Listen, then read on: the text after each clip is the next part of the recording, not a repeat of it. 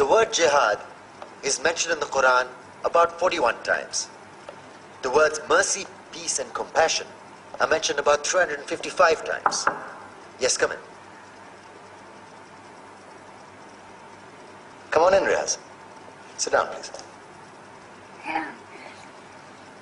Contrary to popular belief in most Western cultures, Islam is a religion that preaches peace and tolerance.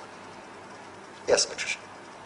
If Islam truly is a religion that preaches peace, then how come the world's most troubled spots, the West Bank, Afghanistan, Pakistan, Iraq, they're all plagued with Islamic terrorism? Well, that depends on your definition of terrorism. Some might argue that the U.S. invasions of countries like Iraq and Afghanistan are also acts of terrorism. No, those were acts of war to get rid of despotic regimes. Or means of getting at a country's oil. Conspiracy theories. Well, May I? Yes, please. Go ahead, Riaz. Mr. Khan is right. I mean, if we're talking about terrorists, the world's biggest terrorists are the white superpowers. Come on now. No, really, stop and think about it. Explain 9/11. Okay. Do you know how many people died in the Twin Towers strike? Around 3,000. And do you have any idea how many people died in the bombing of Afghanistan?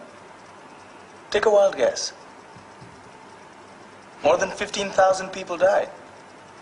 And that's just conservative figures. About 50,000 tons of explosives were dropped on innocent civilians. Men, women, children. Yeah, but that was because of the Taliban. Now that you brought it up, did you know that the Taliban was a creation of the CIA to fight the Russians? Whatever. They were still harboring terrorists. Yeah, right. Terrorists that were never found. Just like the weapons of mass destruction that were never found in Iraq. Do you want to get into the death toll in Iraq? 500,000 civilians and counting. And what do Britain and America say when they don't find these weapons? It's simple. They just say sorry. And still refuse to relinquish control of these countries. What are you trying to say? What I'm trying to say is that just because you're American, wear a fancy suit, and call yourself the president, doesn't make you any less of a terrorist. I'm saying that if you don't stop meddling in other people's countries, you will face a backlash. If Muslims like you feel that way, then why don't you get out of our country? We will. As soon as you promise to leave ours.